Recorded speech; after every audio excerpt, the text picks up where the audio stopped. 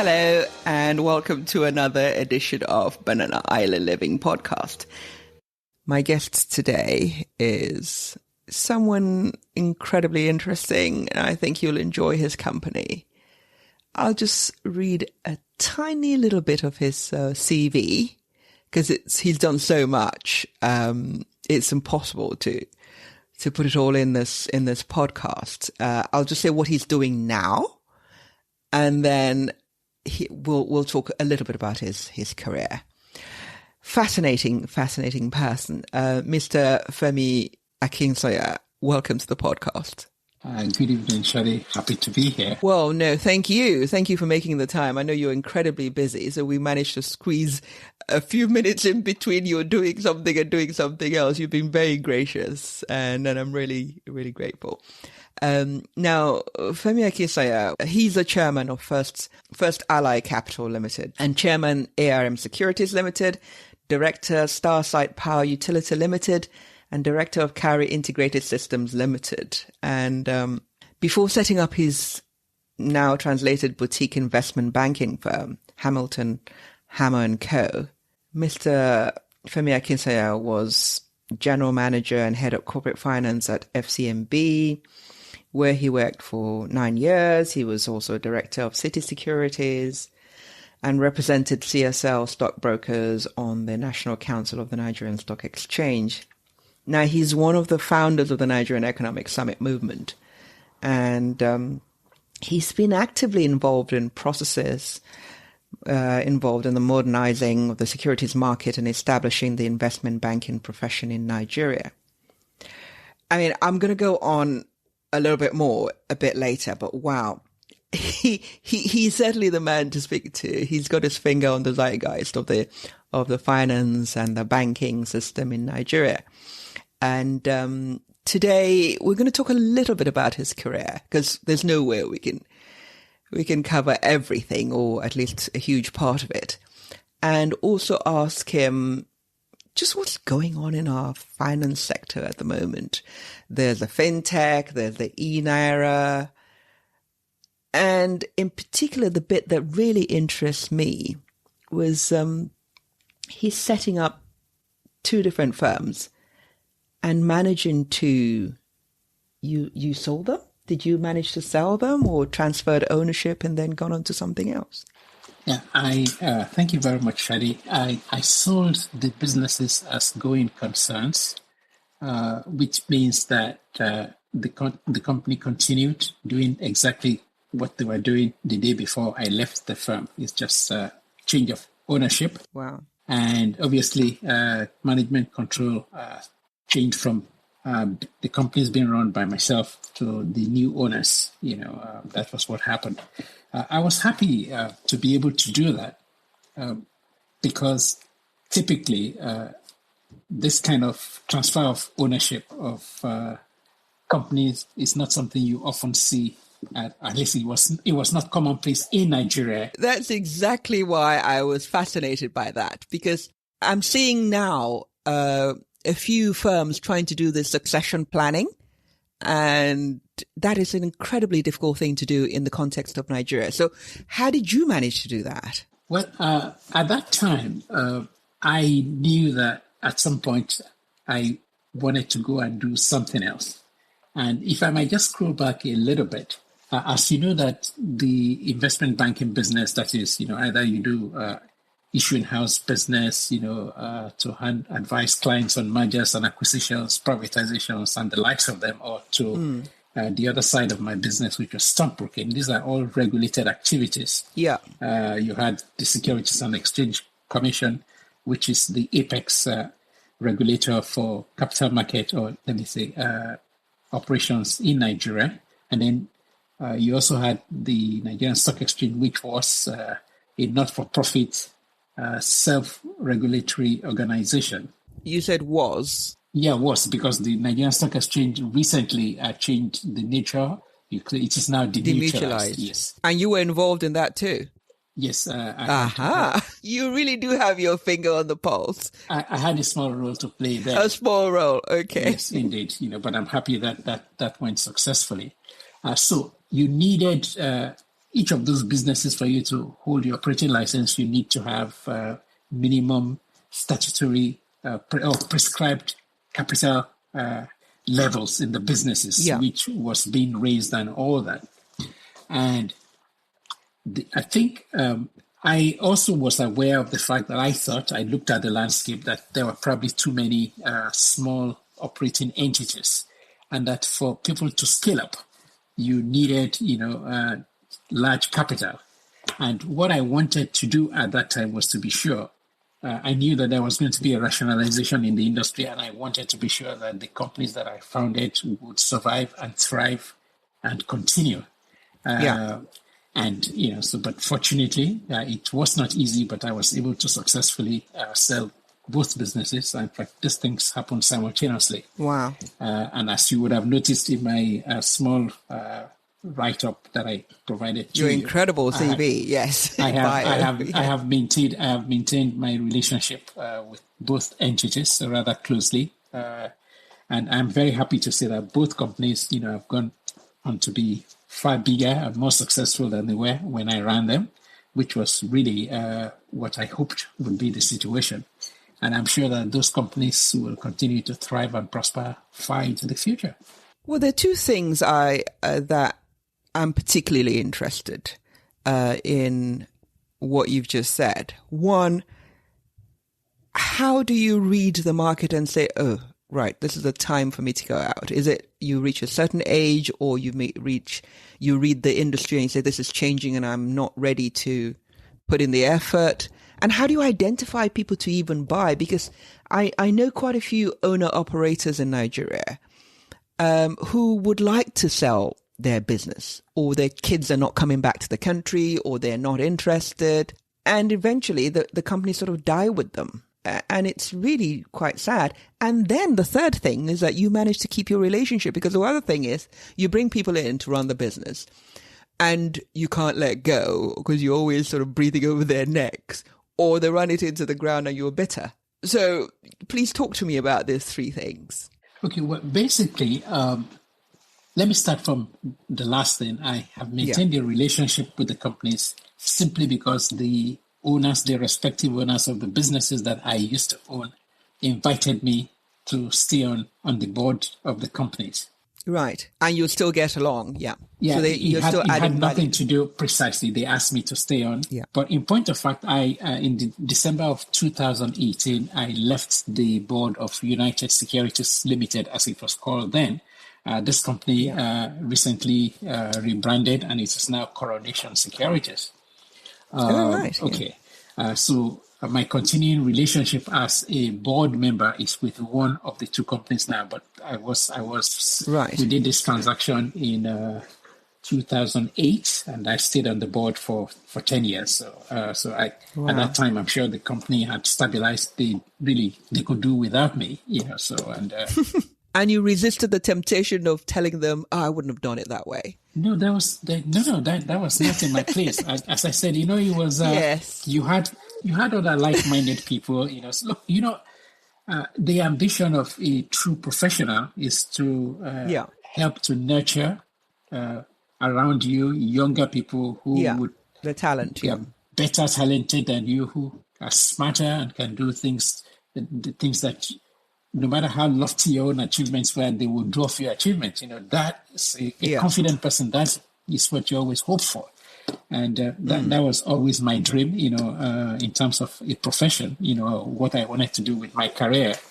And I think in a little way, I succeeded in that. And the other thing is that people, you can found a business, but you don't need to stay there for forever, Okay, so people need to be able to transfer what they have done, and if you can go and do something else, So why is it so difficult in the Nigerian context? So many of the big, I'll say law firms, because those are the ones I know better. Yeah. Very few of them with the big name sort of main solicitor manage to transition and keep that brand going. And I know recently 2 or 3 of the big ones have started taking on partners and saying the main partner is now retiring, the managing partner is this person. And I know somebody else told me, I don't mind them, Joe. They'll still be breathing down their neck and they won't take their hands off the business. I know 1 or 2 of the names you've mentioned that I'm sure that they will do things properly. In the case of 1 or 2 that I know personally, that is not going to be. Yes. It's the transfer is genuine, but people prepare for these things, Now, but you speak about generally in Nigeria, I think that I would say it's somewhat cultural, but when I say cultural, please don't misconstrue my intent. I'm not trying to justify or to say that is the right thing. Is that we tend not to do very well in terms of building structures, institutions. Yes. We tend to build a lot of things around persons, but it is only individual institutions that thrive, and that persevere precisely. So I think the thing is, when you found businesses and they become successful, an important part, of the work of the entrepreneur is to think of the next generation and the generation after planning. That, and then to try to convert, what is an entrepreneurial business into something that is more formalized, and to move from owner-manager to a place where the business is now managed by professional managers. And therefore, now you make a distinction between ownership and management. They could be the same, but they don't have to be the same. Well, sometimes the skill sets are different. Yeah, indeed. So therefore, an owner who participates in management should only be there because he happens to have the right credentials and the experience to manage the businesses. Ownership is not sufficient to run a business. But I think the other thing in the Nigerian context in particular is the relationship, like the owner, operator, or the person who founded the company. A lot of people say, but they only wanted to deal with me. They won't listen to anybody else. The nature of the kind of business that I operate, investment banking, because it is, if you like, even though we say we are bankers, but we actually don't lend anybody money. I know. I know. Yeah, it is financial structuring. You offer advice, and if there is capital reason, you assist them to structure an investment proposal that is compelling, that other knowledgeable investors would be convinced that it is worth me risking my capital in this. Yes, but Femi, it's all based on relationship. You're not going to win that. You can't be the rainmaker without having the personal relationship. No. So the point I was going to make is that personal relationship is important, but it is a personal relationship that is built over time. But it is all founded on your experience and your professionalism. Now, but in large firms, because even the more successful firms, investment banking firms worldwide, JP Morgan, Salomon Brothers, I'm using some old names, JP Morgan Chase, think of all the big ones that exist today. JP Morgan is a leading example. Most of these businesses started as partnerships, and they bore the name of the founders, but they have transcended all of that, and they're huge organizations. No. Precisely. Yeah. So, and the kind of transactions, the kind of capital you need a pool of talents that has got to exceed the abilities of the original founders.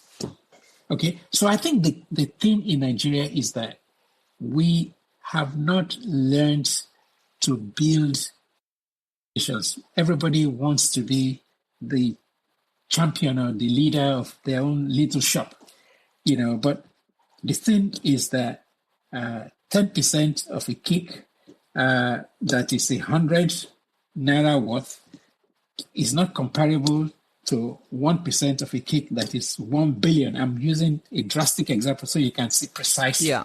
The thing is to see the bigger picture, isn't it? Precisely. You need to look at the big picture. You think. So how do you find somebody to buy your business? The most important, the fundamental need is the business that you are seeking to sell should represent an attractive investment proposition to the buyer. I think that is the most important thing. If it is, and then the governance structures around it, and all of that when they do due diligence, they would find that what you have represented to them actually turns out to be the situation. Then you haven't given LIRS one or FIRS one set of accounts that you've got to separate. Precisely, it is therefore a question of what is the right value that would enable, the seller to be willing to sell and the buyer, to think, yes, this makes sense for me. Yeah, but how do you go about selling it, even if there is value? Do you go to a merchant bank? I mean, you were in the right business because you probably know of the people, but I know smaller businesses.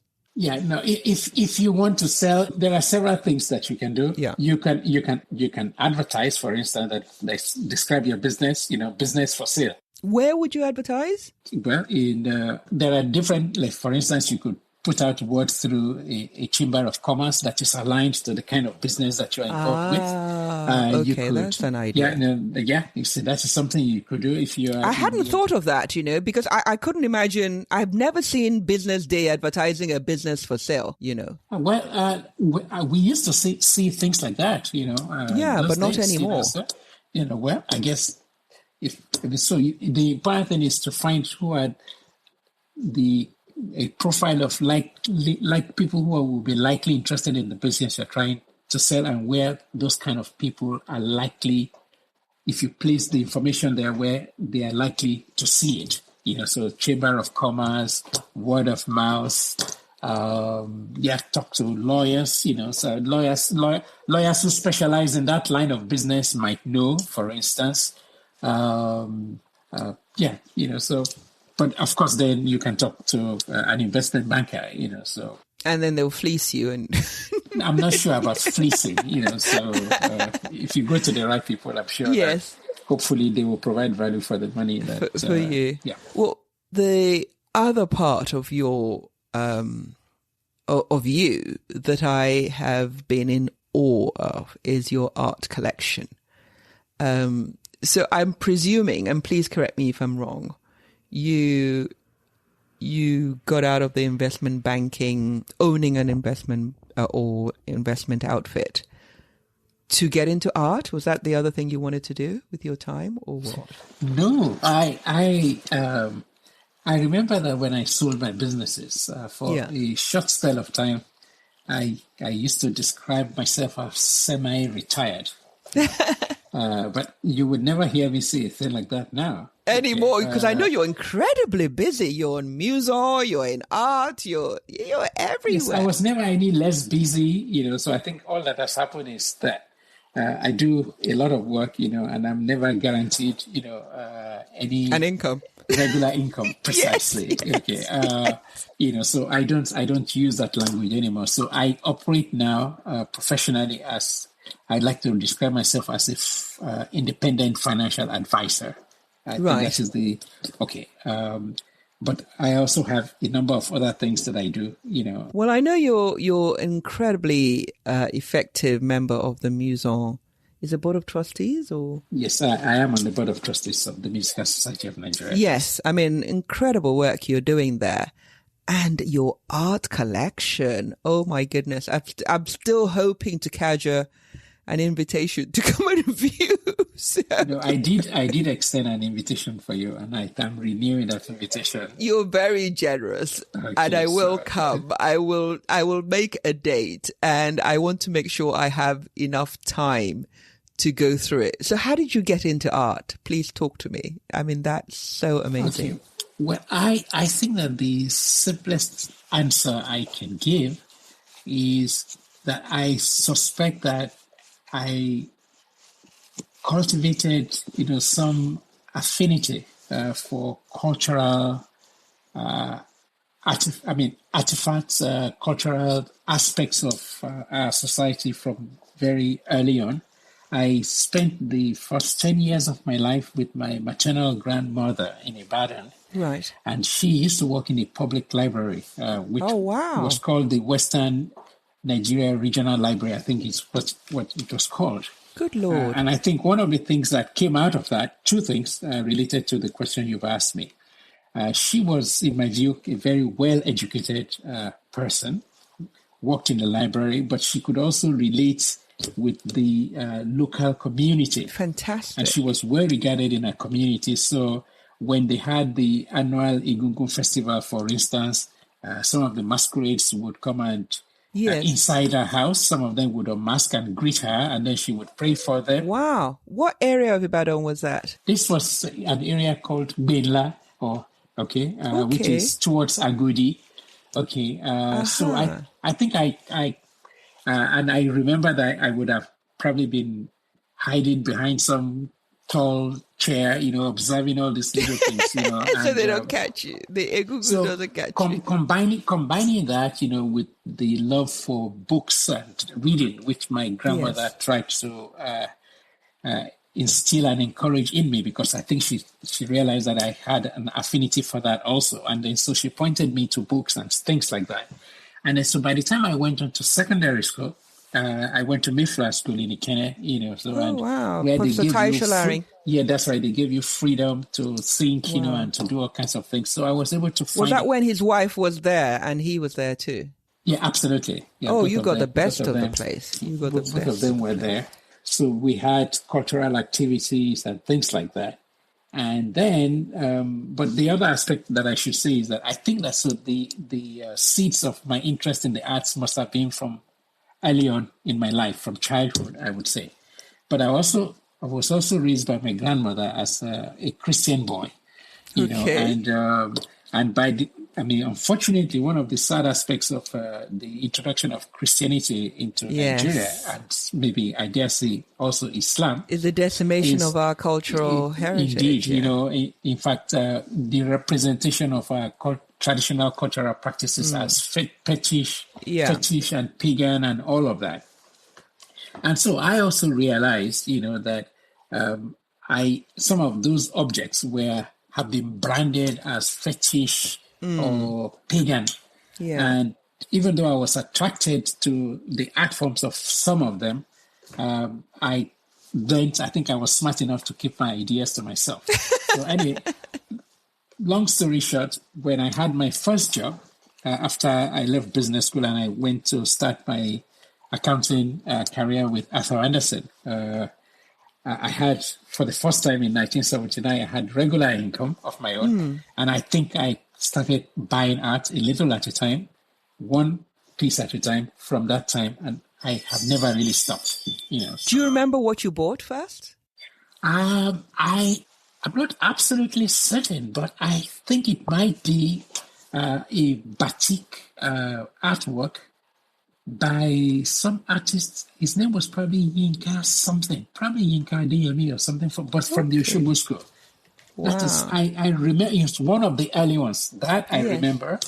Okay, and then later on, I actually started buying traditional Nigerian objects. Because coming out of Mayflower School and after I'd gone through a secondary school, higher school, and university, I think I was able to express myself. I've never been much of a conformist, but not being a conformist, I've never been disruptive either. So it's just that you saw the value in preserving those things. Precisely. That this was part of our culture. I can identify with the aesthetics of the artworks, and when I had the opportunity, I started collecting them. Gosh! And after some time, the interest grew, and I followed that up by engaging in very serious scholarship. And there's a large body of scholarly works that have been done on different aspects of traditional arts, and I immersed myself in books. And I think it helped to increase my interest, in and I collected as many of those things as I could. As someone said, with just a little bit more knowledge, it's amazing how much value you then see in things that you probably liked before, but then having read up on it, it just brings it all so much more, makes it so much bigger and better for you? Well, I think it's an opportunity to brag about Mayflower School. No, I think that school was amazing, Professor Tai Solarin. Actually, yeah, the motto of the school is knowledge is light, and it is true. Knowledge liberates you. Okay, so, and I think with all aspects of life, if you are more knowledgeable about something, you truly you expand. I mean, the prospect of you enjoying it even a lot more than yes, ordinarily. and I think Professor Tai Solarin was such an original. You know, he was. I think you had the first school with its own farm to table kind of thing. Pretty much. You know, it was a unique experience. He was just a one-off. He was such an original man. Incredible. Because my mother was an educationist as well, and I know he was one of our heroes. You have an opportunity to have a well-rounded education that is not just solely academics. And it wasn't too Eurocentric, which a lot of the schools in those days were. I mean, as far as I know, that he managed to make it still quite authentic and brought a bit of Africa into the curriculum. Yeah, they taught you the dignity to believe in yourself, to express yourself, and that you are just as endowed as anybody else, So That's fantastic. So, I'm just going to ask you one more question about the art, because there's so much that I could speak to you about it. If there's one piece that, if you were having to dash out of the house, if there was a fire, which one would you grab? Okay. I think in our preparatory conversation, you asked me something like this. The truth of the matter is, I don't think I have one absolutely must-have piece. There are a number of important pieces. For instance, if you ask me, there is a Yoruba house post, which is just to the left of the front door of the house. Right. It is a valuable piece, and it is historical. So I think it is something that I believe I have a duty more than many others to try to preserve, because it is an example of an authentic work of the Olowe Office, who is world famous, that is known to still be in this country. From that point of view, I consider that quite important, apart from the fact that it is just a fascinating piece of artwork, and I mean the historical context and the sense of I think the sense of trying to preserve something really, really important in our history. Yes, I think. But there are a few others, and also there are some works produced by contemporary artists, which I think are unique. So I have tried. By the way, the collection that I have built up I describe it as Afrocentric, because I decided that deliberately that I'm just going to try and focus, not exclusively, but significantly, I would say, on artworks, created by Nigerians, obviously, traditional artworks. Let me just say, it's now tending. I started as Nigeria, then Africa, and it's now diaspora. Yes. Well, Nigerians are spreading everywhere, but you're allowed. It is Afrocentric, So, yes. And the reason is that, listen, we as Africans have a lot to offer, and the rest of the world is yearning to see, for us to bring to the table, because they are very eager to see artworks that are different from what they are accustomed to. And I think that we have a lot, to show in that regard. So this is the reason. So I know that there is a place in the world for this. And people expect Nigeria to open up. And I'm sure that when we do the right things, the rest of the world will flood to Nigeria to come and experience and enjoy, the rich cultural situation in Nigeria, including our art forms, both past and present. I came across, apropos of nothing, but really just a little bit about the Afrocentric collection that you were talking about. This guy who died not that long ago, the husband of Isabel dos Santos, the husband was supposed to be one of the greatest collectors of African art. Isabel dos Santos, is that the president of the daughter of the former president of Congo? Yes, Sindika Dokolo. Okay, that's right. Yeah, apparently he had some amazing works, and he was one of those who really put a lot of effort and money. I mean, we're not going to talk about how they got the money. So did something happen to him, though? He died. He died. Oh, I didn't realize that. I'm aware of his collection. Yeah, apparently his collection, he really went out of his way to buy a lot of African art and try and bring them back to Africa. Okay. And his collection apparently is amazing. That's one of my. I have seen pieces. I've seen pieces of works in his collection, right. and I have read. No, not physically. Right. I mean, I've read about them and all that. I never met him, but I was aware of his collection. Yes. You're right. Yeah. No, but what about this is a bit that you probably don't like. I was going to say, what about you? We've talked about your art. We've talked about your business. Is there anything that you would still want to do? You've changed careers. I think you've done pretty much everything that's on your tick list. Is there anything left that you really still want to do? Yeah. To put it very simply, I would like to engage in peaceful enjoyment of life. Okay, and you just want to chill. Let me put it this way: overall, that will be my focus. But for as long as I have breath. I hope that I would be able to continue to be mindful of the needs to assist and to help other people. as many people as I am able to. Oh, that's really nice. Yeah. That's a really an unselfish thing to do. I wish I was that unselfish. No, sorry. Just to expand on that. Just by doing what little thing that you are able to do well, you'll be amazed what kind of impression and assistance you can be to other people. Yes, that you provide them something that may inspire them, to make something really better of their own lives.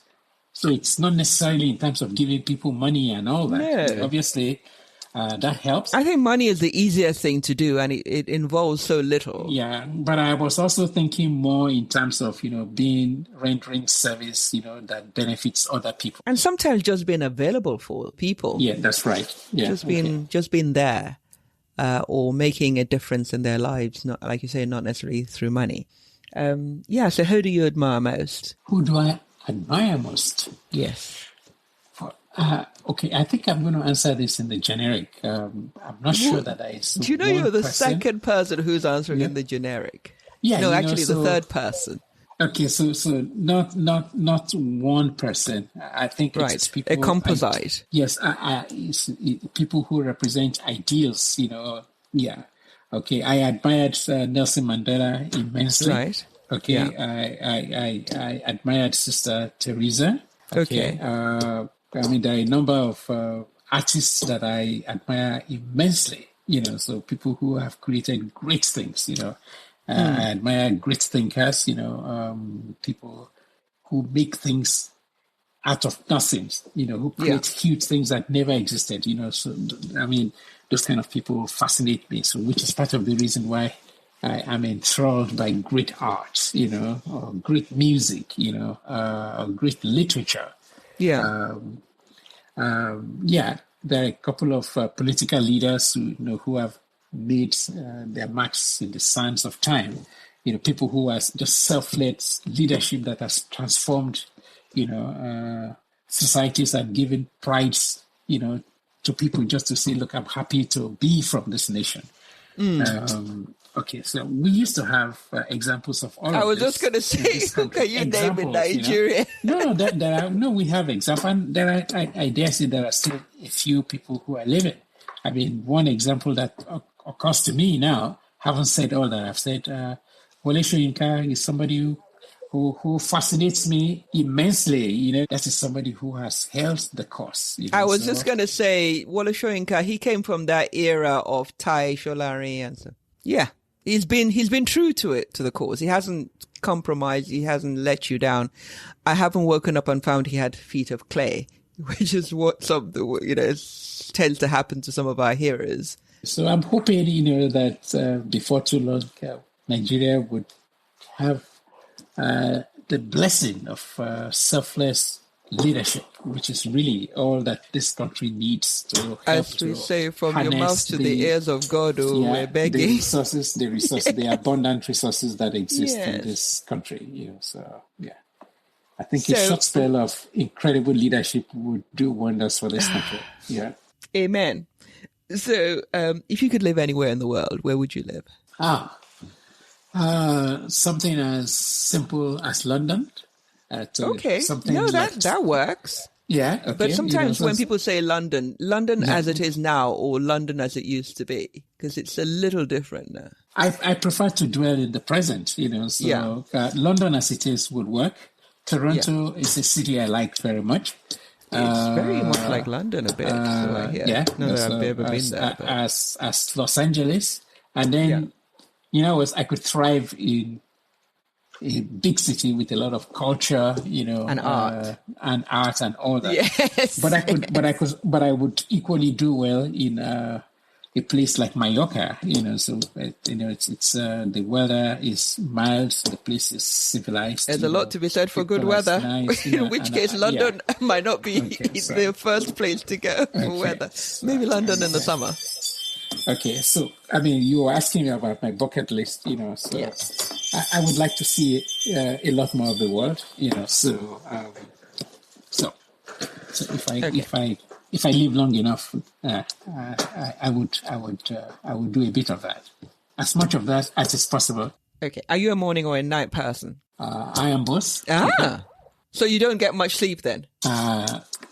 Generally not, but I think I get enough sleep, but yes. But not you don't dawdle in bed. Not often. Once in a while when I'm dog tired, yes. Wow. Yes. Okay.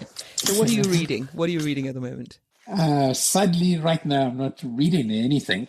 Okay. So I would change that question to what did I read last? What was your last good read? Okay.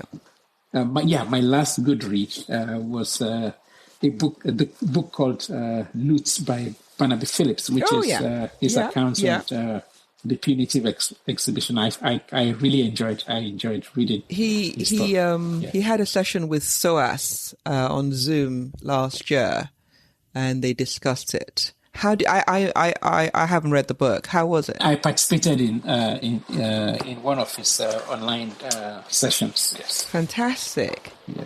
And it's bearing fruit, isn't it? Yeah, it's a great read actually. Very well researched. I would definitely love to read that. That was really good. Yeah. So where are you on the repatriation thing? Are you on the side of those who say we haven't got the resources to look after them properly? Why don't we just do an acknowledgement of ownership and they pay us royalties until we build up the capacity? Or those who say, I beg, just bring it back. No stories, bring it back. Where do you stand on that? First of all, I think that, yes, where am I on this matter? Yeah. In terms of ownership, and I think this is all the argument. Yeah. The ownership has got to be acknowledged, and therefore the objects should be returned. Full stop. Okay. Because you cannot divorce something that is legitimately yours. Yeah. It is not up to anybody to say to you that you are not in a position to look after. To look after your own thing. Yeah, what your forebears created. Okay, they can, no, but I am not trying to be petty about this. Let me explain what I mean. So the issue of you cannot look after them doesn't wash. Okay, if something was forcibly taken, you need to return them. Now, you could advise that person, okay, or maybe you have something that is very valuable and There are modern ways and things that have been proven that if they are maintained in this kind of condition, maybe ambient temperature and all of that, would make it likely hold its value far into the future and all of that. So the use of the argument that you don't have it itself is a perpetuation of the problem that the removal of the objects themselves created. Okay?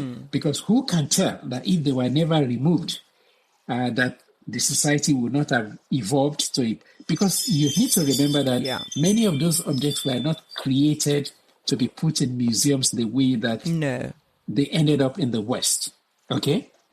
And let me put it this way. I am almost certain that if the objects that were removed from the palace in Benin were not removed in 1897, they would still be in good condition in that palace to this day.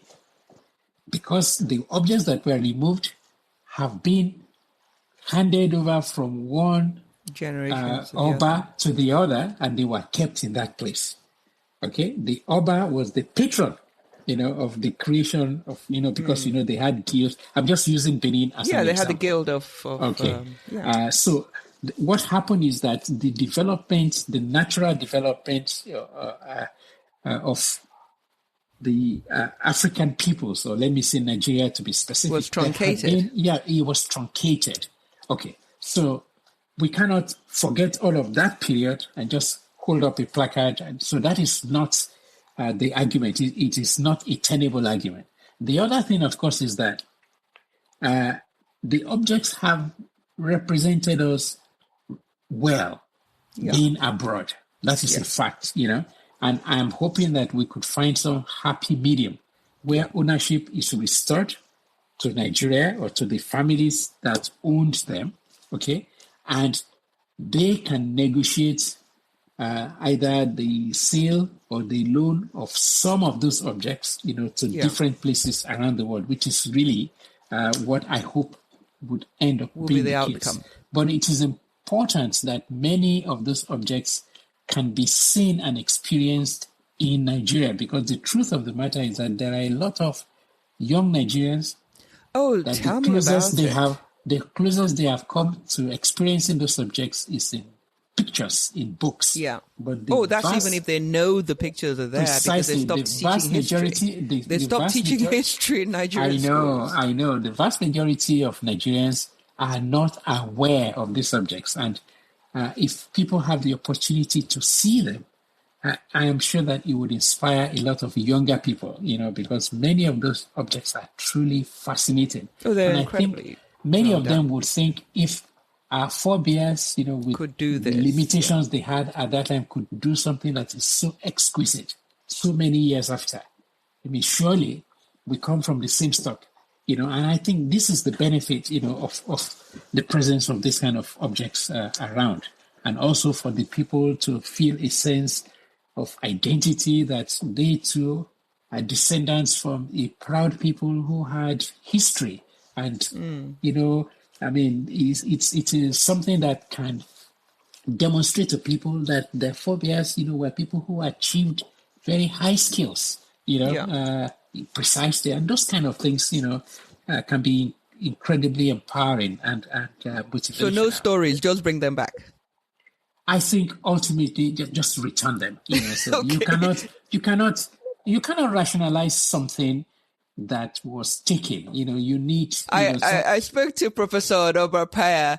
Those were his exact words. He said, "Please just bring them back first." I mean, but there is a lot. There is a lot of other things, that need to be done. But yes, so in terms of, maybe just for brevity, my mind is very clear, so that the objects should be returned.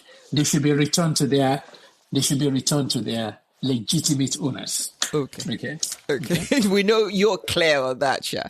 Now, to slightly lighter topic, I know you're incredibly involved in the museum and the music, the arts generally, but what is on your current sort of favorite Spotify playlist?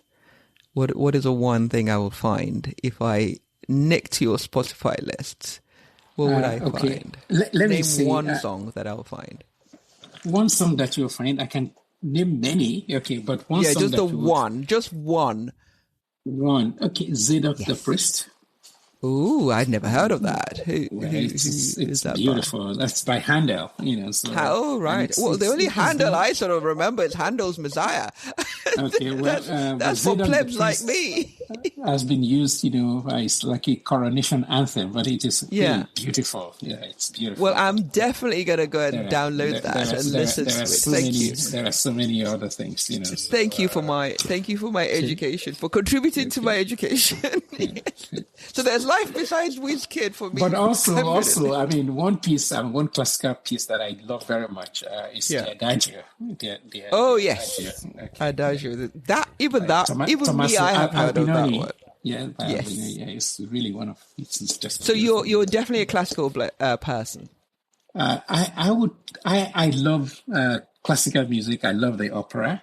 But I would say that I love great music, or let me say timeless music. Timeless music. Yeah. But my musical interest is also quite eclectic. Yeah. But everything that I think can underline them is what I would just call great timeless music. Yes. Things that won't pall in another year or two, or 5 years, Absolutely. or 10 years. Yes. Well, generally, I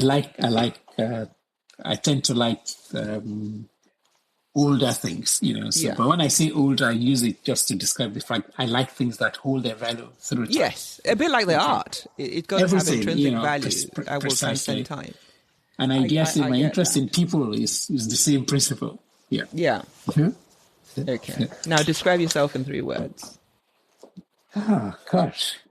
Describe myself. I would say that I'm just a regular guy who tries. No, that's not 3 words. 3 words. You literally made 3 words. 3 words, yes. A guy. I did it in 2. Okay, I'm waiting. No, I said I'm just a guy. A guy? Just a guy? No, you have to find 3 words that describe you. 3 words that describe you.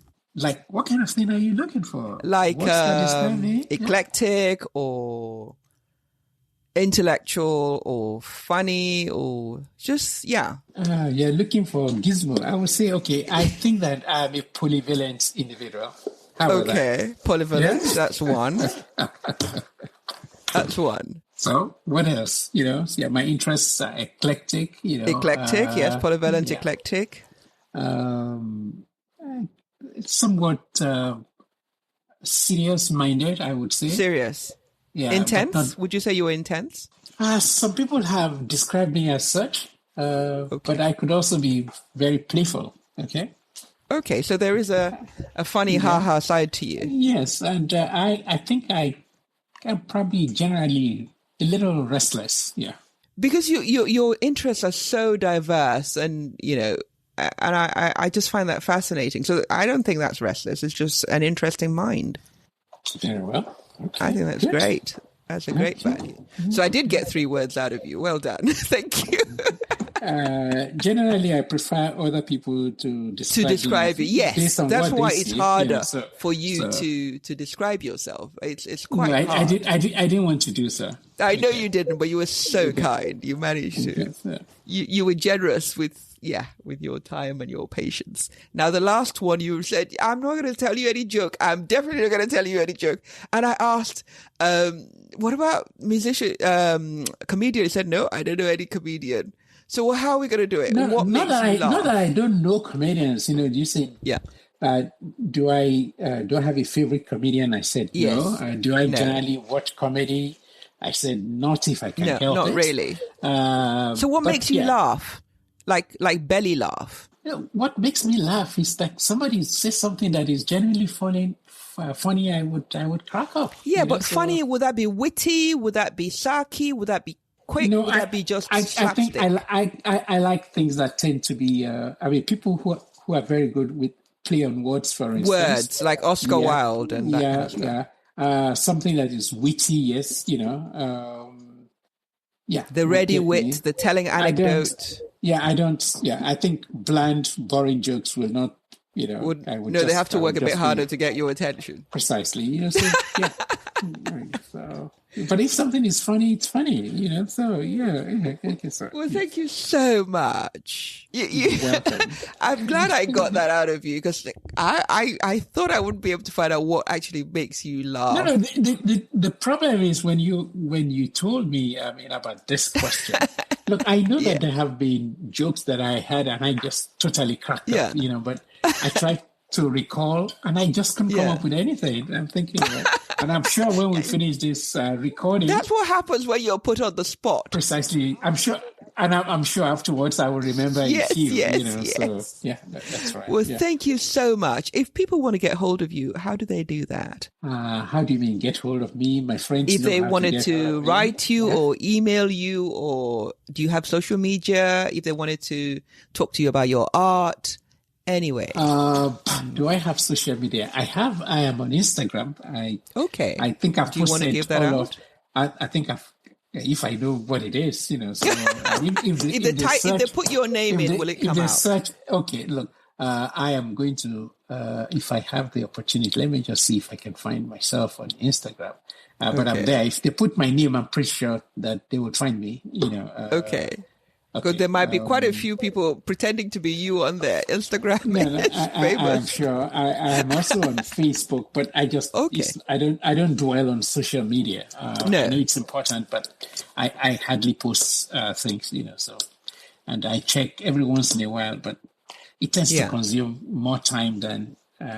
Well, it sure does. It's just that if people wanted to get in touch with you about art or about the business that we've talked about, and you're quite, I know you. No, I'm really not. I'm not that hard to find, So these days, on you as they say, you Google somebody.